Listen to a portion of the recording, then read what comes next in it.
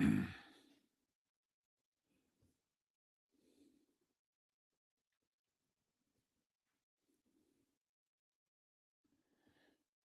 going to walk you through 26 real questions that men have been asking me, sending me in the DMs and Instagram, my emails, questions about health, about fitness, about nutrition. I get a lot about blood pressure, cholesterol, A1C, diabetes as well. I want to cover those too. If you felt a little stuck in 2025 with your health, nutrition, fitness, and all that stuff, then let's clear this up for you right now. Welcome to episode 40 of Driven for Health. Here's my mug. Looking forward to having you join me in the next 40 here. I'm on a fast track to get to 100 episodes full of really not only great information provided for you for your health, your nutrition, and fitness. Guys, want you to live your best lives. I'm also going to be bringing on tons and tons of guests that are going to speak your language. They're going to align with you and help you level up in 2026, just as I am too. This is for you if 40 is running into that midlife crisis. If you feel as if you are stacked full of responsibilities, you're 20, 30, 50 pounds overweight, you have bad health, blood panels, your doctor wants to put you on meds if you're not already on them, your clothes don't fit, and you know what to do, but you're just not doing it. You find a lot of success in a lot of areas of life, but you're not there. And you want to be a leader for your family. If those any of those one things resonate with you, then that's what this podcast is for. And today's episode is brought to you by the New Year's. It's Jan 1, and I wanted to get out and speak some truth to you, give you some cold, hard facts backed by science. There'll be a list in the episode description as well of different sources of some of the studies that I found, some of the information cited from. This is actually going to be released for our podcast on Jan 2 and Jan 1. I am live streaming right now. The New Year's, right? Tis the season for New Year's resolutions or even goals or to reassess as a fresh start. This is so important. And oftentimes, a lot of people just let Christmas slide. They let the holidays just have fun on the holiday cheer. And it's important to note that, yes, Jan 1 can be a really hard restart, and you can get really strong momentum out of this time of year. But I want to answer some really easy questions that can get you started off on the right track. Let's get through these. I went through a large number, probably about 50 or 60 questions, and filtered them down to these 26 fitting for the 26th year into 2000s. Let's jump in. I'm going to go rapid fire on these. Listen up. Here we go. Question number 1. Why am I not losing weight even though I barely eat? Well, because barely eating, we need to define that. Often it turns out that we're under eating during the day, and our brain lapses in the evening times of how much you actually eat. Or if you are still under eating, you actually end up over consuming calories. Long work days, lots of child things going on. I've had my kids home for a week and a half, and dad guilt is definitely weighing on me. Should I work? Should I spend time with family? Should I work out? All these things are things that I'm juggling as well. And this is how we end up skipping meals, or we just don't pay attention to ourselves, and you skip eating sufficient amount or even a lack of a plan. I don't even remember if I've eaten today, it feels like. Now, I do this for a living and I have no problems with balancing and figuring it out at the end of the day, but most people don't even care. And then evening comes around, they have no idea what dinner is. And then that's when this common behavior of overeating at night happens. It's very true that you think you're under eating, but you're actually still eating too many calories. Facts. If you are not losing weight, you are still eating too many calories. It's brass tacks. Can't get any easier or better than that. All right. Next up is going to be number 2. How bad Is it that I hate cardio? Well, a lot of people struggle with cardio, and that's okay. We want to make sure that we understand, properly define what cardio is. Cardio, usually when your heart rate is up, is for your heart health, for cardiovascular conditioning, for that energy system. I think that you can just walk and maintain a healthy body weight the rest of your life as long as you don't overeat. Cardio can accelerate the rate of burning calories, which then can get you to burn calories faster. A raise of hands or flexes or hearts or whatever in the chat. Have you started running, and then you end up losing weight faster? Well, you burn calories faster as long as you don't overeat calories. Cardio is just a tool, and it's to help people either burn more calories or build their cardiovascular system and just be in good heart health. So you don't need to do cardio if you just don't like it, although I would find alternative ways to keep moving your body. Number 3, why do I look bigger after I start lifting? Well, we look bigger because when we lift, we are actually breaking our body down, causing micro tears, causing temporary water weight to come in the body, inflammation. When you do a bunch of push-ups and your chest is sore, your chest is inflamed, it can retain a little bit more, giving you an appearance of looking bigger. Now, we want to always stay consistent throughout this whole time to be able to make sure that you build a body, you build muscle, and muscle takes longer than you want it to be able to get the results that you're after. So consistently doing at least ideally 3 workouts a week is where the money is at for this process. Number 4, do I need to track calories? No, you don't actually. I have tons of clients that never track their calories and are very successful. But calorie tracking is a very fast, easy way for you to put your finger on, are you eating too many calories or not?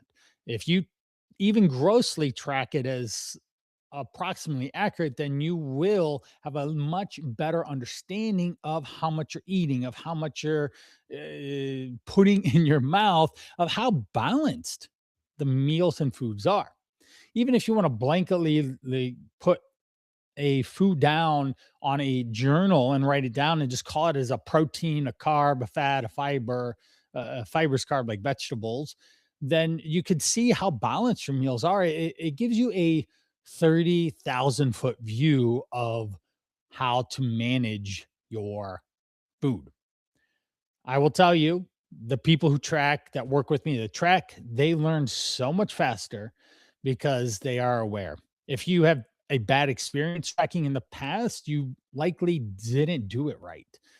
I, of course, not everyone enjoys tracking, but it is a tool in the toolbox to help you learn. And I have a fun, more enjoyable, curiosity driven way that I take my clients through to help them learn how to track, but more importantly, what is in the food. It is a long term, a lifelong skill to be able to look at your food and have a general understanding of how many calories are inside your meal.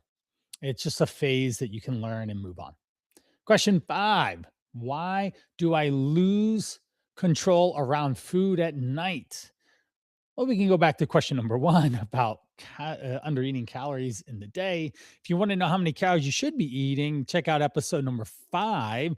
That's the start of the nutrition pyramid that I outlined: calories, macronutrients, micronutrients, supplements, what supplements are best for you to do, how to put it into a lifestyle. That is episodes 5 through 10 that you can jump into in the Driven Health for Health podcast on Apple, Spotify. But back into under eating in the day. And oftentimes, evening is left for de stress, boredom, distraction.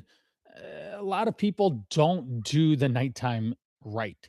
They end up, to be honest, I fall victim to this too, but you end up wasting a lot of time. You don't do necessarily fulfilling things in the evening. If just going home and watching your shows, it does it for you, then that's great. But when we step back in life, do you want to have a how much time do you want to put into just staring at TV every single night of your life and not actually doing something that's exciting and fulfilling? If you were to have people to go see, programs or plans with others. I have one client there joined a comedy club to do something different. They bowl, they go to the gym, they have their home, they have their work life, but then they have a very active personal life where they're social and they're engaging and they are actually a fun person to be around. And so if you fall into Netflix and chill, you're more likely to do it. Plus, you've been marketed to for decades on why you should be putting high calorie foods in your mouth at that time of day. Number six, am I doing enough protein or too much? Well, for guys, 200 grams of protein or more ends up being a pretty good amount of protein that you need. Now, with that being said, most gentlemen, the lowest I'd say, if you're a vegetarian, about 120 for men, but 140 to 150 for just an average male. And if you're an active, probably 175, maybe 200 ish would be the range of protein. Again, the only way you actually know how many grams of protein you eat is by actually tracking and measuring it and monitoring what is in there. Because protein does matter. It supports your muscle maintenance, it supports recovery, it supports your satiety, meaning that you stay full longer. It balances out blood sugar levels, it helps you curb cravings. And if you put a giant chicken breast in your mouth or a fish or whatnot, it will slow down the hunger that you might feel at the nighttime eating. And as we went over in the last episode, on episode 39, we talked about the metabolism, and protein has a high thermic effect of food, meaning it costs a lot more energy to break down in your body through digestion than say a bread or sugar or rice or pasta. Things like that can break down a lot easier, and fat breaks down very quickly. So if you want to recap on metabolism and how to manage that, go back to episode 39 and you will see that it dropped today, actually on Jan 1. We got question number 7. Why am I sore but not seeing results? Soreness is not a determiner of if you're making progress or not. Soreness just simply states that you overdid it on your muscles in relation to what you had been doing. Example, I am sore in my biceps because I hadn't done biceps in a couple days. The winter break, my buddy had a schedule with his kids. Life is busy. I again feel dad guilt. This is reality of should I spend time with my kids that are in the house or work out? And my oldest is the only one that's interested in working out right at this moment. And the other ones are a little bit younger, or say my second son. So Levi is the worker outer, but then Everett, he works out too with me, but he's swimming 2 to 3 hours a day. He's tired. He just doesn't want to lift and he doesn't necessarily need to. Maxwell and Emmeline are 12 and 10. They're just not interested. I'm not going to bring them out and say, force them or try to spend a lot of time out here because I want them to foster a relationship with being physically active, with exercise.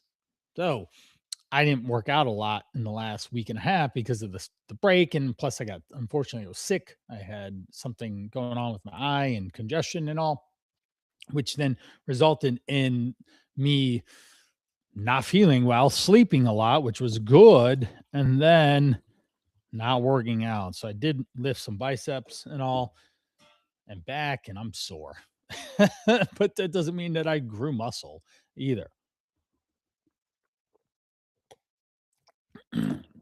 You don't want to chase soreness either in your workout. Soreness can show signs of a good workout, but it also could just not make you effectively gain strength or muscle. We want progressive overload. And I go over the exercise pyramid starting at episode 17. Talk about all sorts of different things from exercise selection to progressive overload to tempo. And that starts at episode 17 in the podcast. Effective training focuses on doing the correct amount of work right now to get you to be stronger and break down enough muscle to then make sure that you get stronger for the next set. Question 8, is walking actually doing anything? Right? Sometimes it doesn't feel like that. Or standing. Any episode that you would have ever listened to. I just want to throw out, I was celebrating yesterday 1,000 downloads of my podcast. That's really cool because I just started it on a random Tuesday and it's been downloaded 1,000 times. And I swear it wasn't just me or my mom or something like that listening to it. But that's really cool. And I stand every single conversation because it creates a lot of energy and flow. I can just speak and go. Walk and talk with my clients, and I move a lot. And I will always advocate for 10K steps a day as a sign of an active lifestyle. So, what does that mean?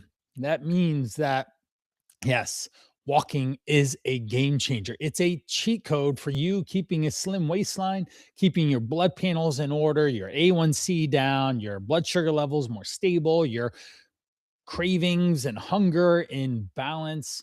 And yes, in episode 39 about metabolism, talked about NEAT, non exercise activity thermogenesis, and how moving, fidgeting, standing, and literally parking farther away from things is a real thing for you to do.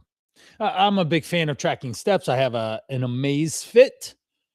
It's a watch. I have about 4,000 steps. I haven't moved too much. I was preparing for this episode. I woke up. I did shovel the drive. I had to do some other things around the house, play with my kids a little bit. Tonight, after we're done, actually, we have cookies, Christmas cookies. We had to delay those because of the holiday sickness that seemed to sweep our house. But tonight's the night, and maybe I'll go run tonight later after we're done. Who knows what the evening brings to get some more steps in, or at the very least, going back to episode 5, calories. If I keep calories in check today and I don't overconsume, it doesn't matter how much I move today. I won't worry about weight gain, which is so important. Number 9, we're getting ready and going to all 10 digits here. Why does my weight go up when I eat clean? Well, let's define clean. Did you wash it before you ate it? I always be silly and joke about that. But clean food doesn't necessarily mean that you kept your calories in check. Calories are number one rule. This is what I call the simple six, a framework. You can pause and write these things down. But if you have this framework that I teach all my guys, then this will keep you healthy and happy, especially around food, and never have to necessarily worry about overeating. Calories number one is calories are the most important. Number two, we prioritize getting enough protein in.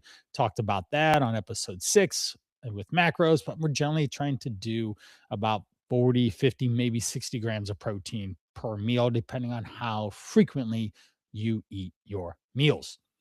From there, then we want to, where's my fiber? That's the second question that I want you when you build meals. Where's my protein? Where's my fiber? And that allows you to be a lot more organized in this process. All right. Third one is, or where are we at? Calories, protein, fiber. Fourth one is limit fat because it's calorie dense at 9 calories. Then we want to be conscious of carbs because they're everywhere and always. And yes, you should be eating carbs. It's a active part of a lifestyle that you should have. Then we want to go to eliminate simple sugars. So quick recap: calories are first, protein second, getting fiber third, limit your fat fourth, conscious of your carbs five, and the last one being eliminate simple white sugar in your diet. Live and die by that, you'll be healthy because you'll prioritize more than just clean foods. You will prioritize just healthy, calorie appropriate eating. But yes, quality is important, but you can still eat too much. Silly enough, good luck eating too much spinach or broccoli. You probably will have Brussels, broccoli sprouts coming out your ears, and you'll turn green if you try to do that too much. Number 10, hanging with me. Thank you so much for keeping pace here. Question 10. Is it bad if I miss workout when life gets busy? Absolutely no. We probably thought I would say yes. I just told you that I had missed a bunch of workouts, but when I went back and I counted, I actually have my workout board over there, and it's loaded with lots and lots and lots of letter numbers. I'll just go get it here real quick. Give me one second.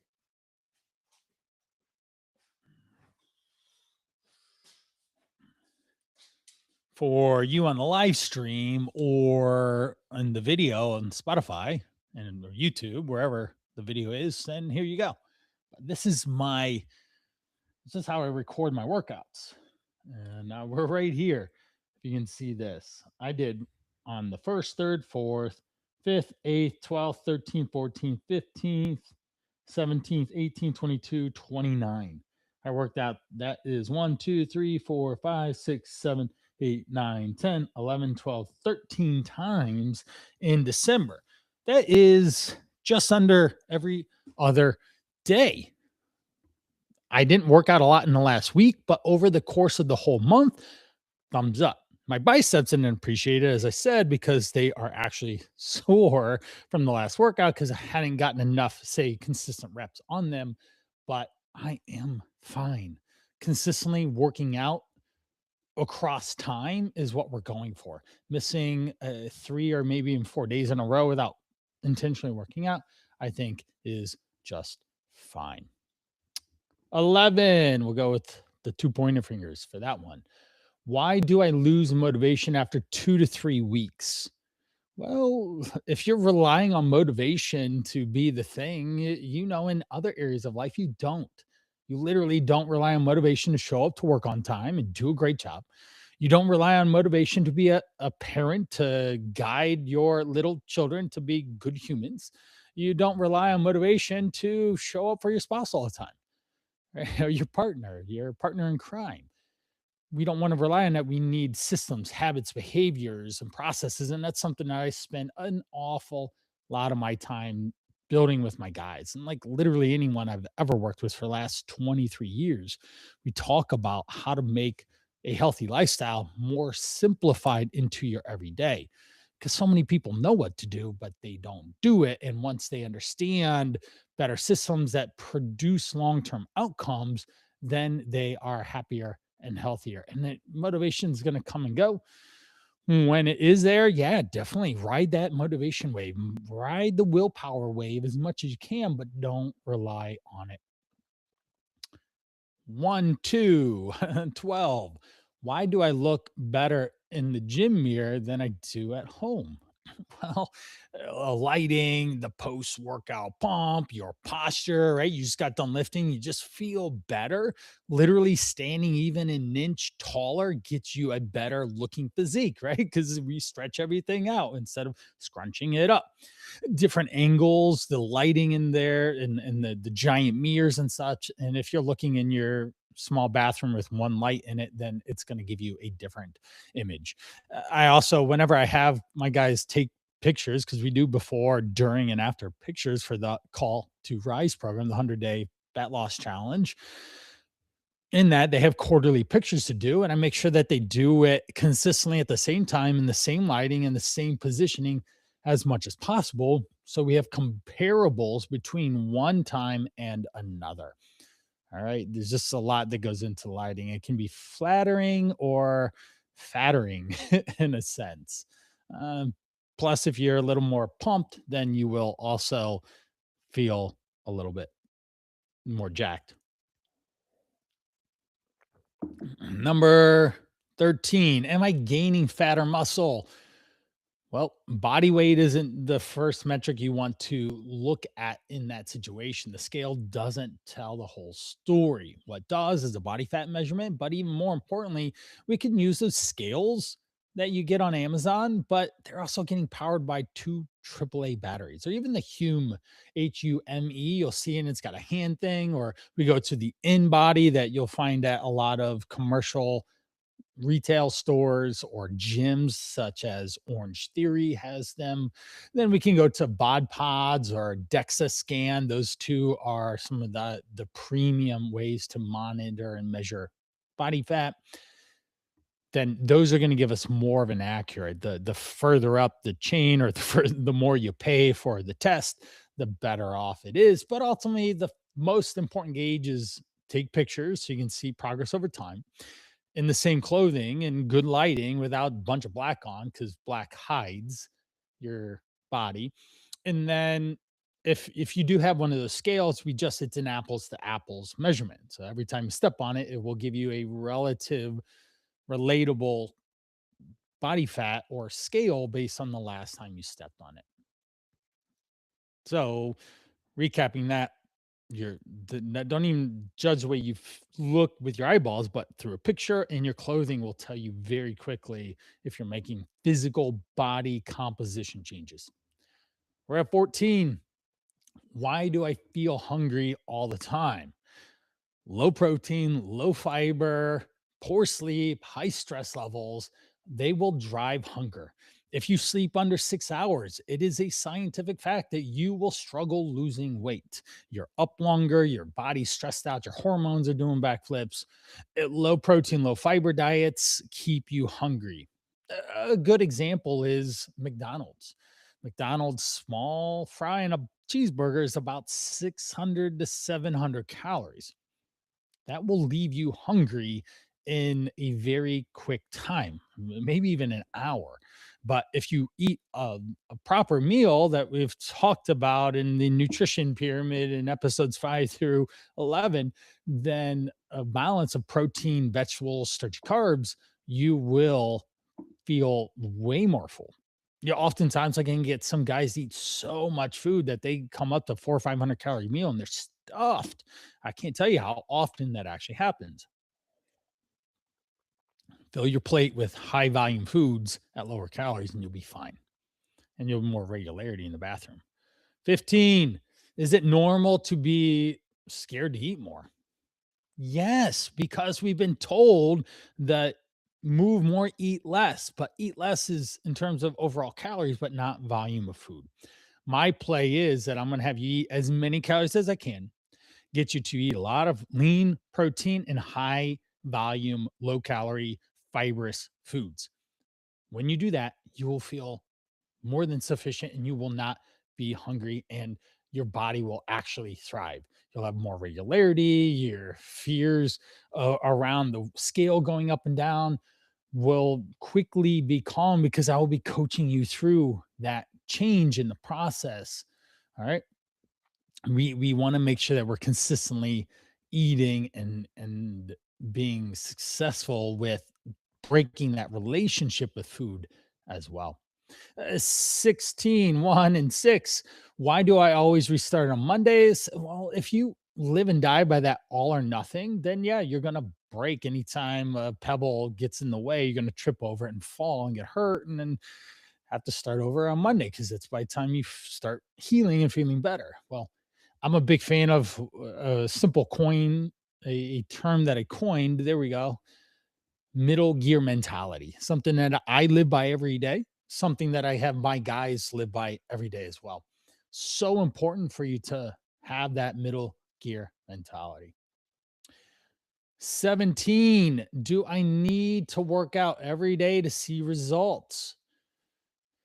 Let's define workout. I think you should move every day. There should be no lazy days, off days in a sense. We still should establish a 10K step rule of being active. Rewind 1,000 years, you would be moving every single day a lot to stay alive. In a highly convenient modern lifestyle, you don't have to move so much. But if you are strategic with your training, then you can work out every day. If you aren't and you get really sore, then you definitely have to take breaks. But most people are going to do a reasonable amount of training consistently, 3-ish days a week is what I'm always going to recommend, and making sure that your recovery is allows enough time to buffer so that you feel good to go work out again. We have 18. What do we got? 1 and 8. There we go. Why does my progress disappear when I stop dieting? Well, if that's the way you phrase this question, then from the get go, you're already off to a bad start. Meaning, we want sustainable, we want nutrition. Nutrition is the foundational knowledge and understanding of how you actually put food on a plate and plan it and grocery shop and put it into your mouth. That's so important. And so we want to make sure that you maintain progress and you maintain success and that you are able to be sustainable in this whole process and you don't have this I didn't eat carbs and therefore when I eat carbs all my progress disappears. Literally people will lose 10 pounds in a week or two and then gain 12 pounds back by the end of the month. What was the point? Just it just doesn't make a lot of sense. 19, 10, and 9. Is it bad that I compare myself to others at the gym? It's normal. I do it too. We're humans. We comparison game is alive and well, especially in our social media days, and especially having so much access and information and so much people. I mean, you could literally be surrounded by thousands of people while you sit in your room. Literally, with social media now, it's very easy to see this comparison, and some people look and appear differently, or they're putting on their best foot forward all the time. And that doesn't necessarily need to be the thing that you want to compare yourself to. And it always goes back to comparing yourself to the things that you have control over, that you are in the driver's seat on. Example being this podcast, Driven for Health. I am in the driver's seat, and I sure I could compare myself to some of my podcast idols in a sense, or superstars, Chris Williamson, Huberman Labs. What else? There's the Dire CEO, but all these guys started just the same that I in a room talking to a microphone. And wow, the pioneers of podcasting were they really pushed through a lot to pave way for me. I'm using Riverside and I have this Samsung Q2U that's at an affordable price. And I have this Vocaster thing that helps with my radio tone and my voice. And I have a MacBook Pro, MacBook Pro, brand new October 2025 that I'm recording off of right now. So it's just so easy to be able to just pull up this live stream. And I even started trying to do live streams about 3 weeks ago before I got this computer. And my old 2019 was struggling and I couldn't do live streams because it literally couldn't keep up. So I can compare myself to all these people have like these $10,000 cameras or whatever, and these teams of people, but I'm doing what I can around this to provide this type of value to you guys. And we don't want to compare ourselves to others, whether it's at the gym or any other point in life. 20, and we're into the home stretch here. We got 6 more questions, rapid fire. I hope you've gotten a lot out of this. Let me check the Instagram. We have some people that joined. It's very nice. Very nice. Thank you for joining here. All right. Excellent. That's fun. This is the third time I've done an Instagram live recording this and all of my social media. So it's really cool to see that people are popping on and checking this out. And I hope that you're getting tons of value in the podcast world between your ears as you listen to this, as you work out or whatnot. So 20 is why does fitness feel way harder than it should? Well, a lot of this comes down to your approach. If you have to be every day of the week, if you have this plan that you have to follow exactly, if you have someone that's driving you, you're doing the 75 hard, you're doing something, then yeah, that can create a challenge to keep up and make sure. But sometimes fitness can just be checking the box, doing 10 rounds of 10 push-ups, 10 squats, 10 sit-ups, even in the course of a whole day would help you feel a lot more successful. Now that's it. That's fine. That's all you have to do. Now, number 21. This is on chronic health. And these last ones I wanted to pull in for chronic health because I've spent a lot of time actually working on chronic health issues between diabetes, blood pressure, cholesterol. People, I literally have had people call me from the hospital room after they've had a heart attack, after they have an extremely low kidney filtration rate. This guy had a 10, was his globular filtration rate for his kidneys, and that should be 70. so, uh, so I want to cover some of these too that I get, and it's great share a lot more about some of the chronic issues that you're dealing because it really has a profound impact on your health, how you feel, and how you show up for the people that you love every day. 21. What blood pressure number should I actually be worried about? Normal, 120 over 80.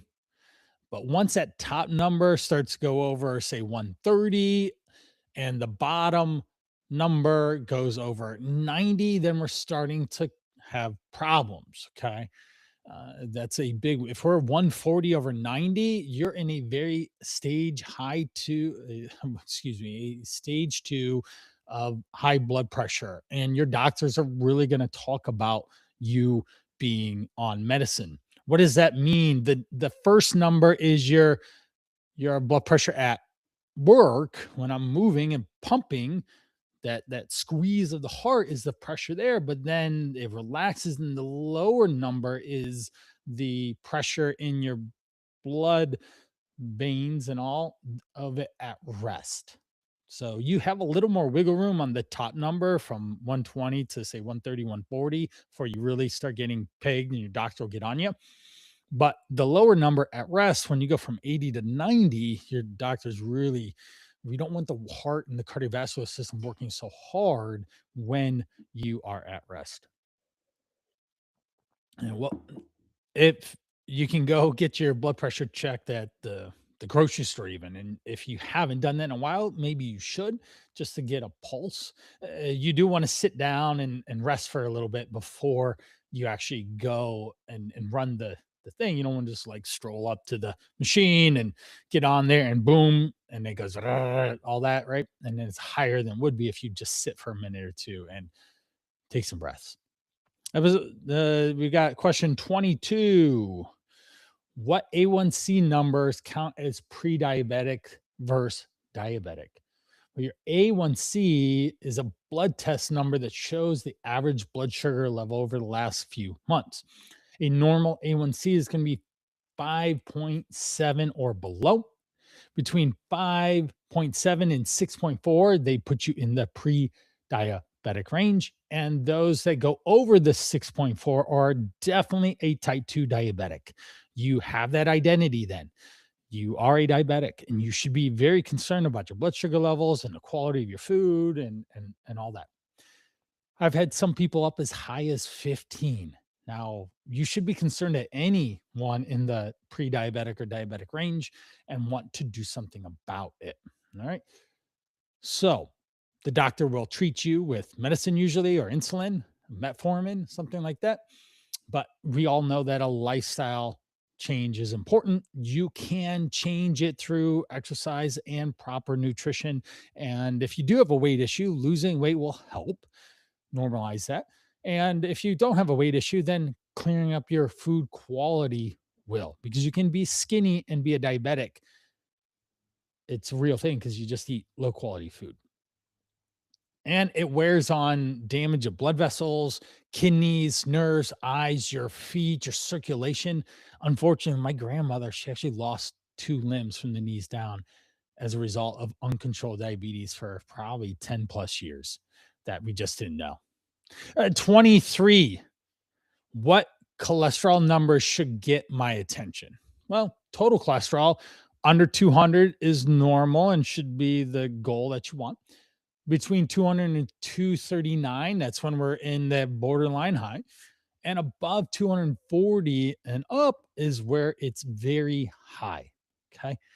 You need to do something about that. You go to the doctor, they'll give you some meds that you will then have to take to help lower it down. And it helps, but it's not a long term solution. For LDL, what we have is this is the considered the bad cholesterol. It's under 100 is common goal, but between 130 and 159 is borderline high. And if you're above 160, 189 is super high, and above 90 is ridiculous. You are in trouble, and your doctor will be yelling at you quite a bit if it's there. All right. For HDL, on the other hand, this is the good cholesterol, and men want this at least 40 or above. Okay. And 60 and above is considered being really proactive. So it's got to be above 40, but 60 would be ideal. As we wrap up, because I got a call here in 5 minutes too for a coaching client with my Call to Rise program. We've got 24. If I'm already on blood pressure meds, is there any point in changing my habits? Yes, yes, yes, yes, yes, yes. Medication can help, but it's not a long term solution that you want. Not anyone that I've ever worked with. They want to manage it through just health, nutrition, lifestyle. And that is super duper important. We cut back on processed foods, we have whole foods, we cut back on alcohol, we move our body, we manage stress, we get better sleep, we take care of ourselves, and it will solve its problem. Question 25: if my A1C is pre-diabetic range, can I turn it around? Yes. Yes, you can. You do not have to be identified as a type 2 diabetic if you get back down into the normal range below 5.7. Very important that you want to do that. And even losing 5 to 7% of your body weight and just literally walking 10 minutes after you eat and adding some strength training, cutting back on sugars and processed foods and all, you will get back into a normal state. I see it all the time. And lastly, 26 of 26 for 2026 on Jan 1 here. If my LDL is high, does it always mean I will need a statin? Not always. It's certainly you need to consult your doctor. I'm not a medical professional, but just know this stuff from sheer experience.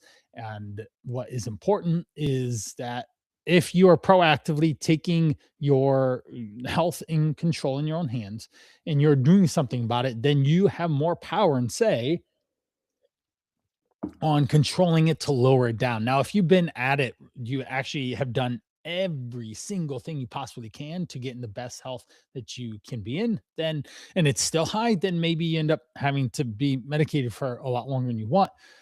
But it's worth burning every bridge in a sense to make sure that you get the knowledge and the application to lower it down. I just want to take a moment. I appreciate you hanging out with me for 26 tips. And if you found any of these questions, that's something that you would ask, then I would send you to the show notes in my 30 tips for 30 days.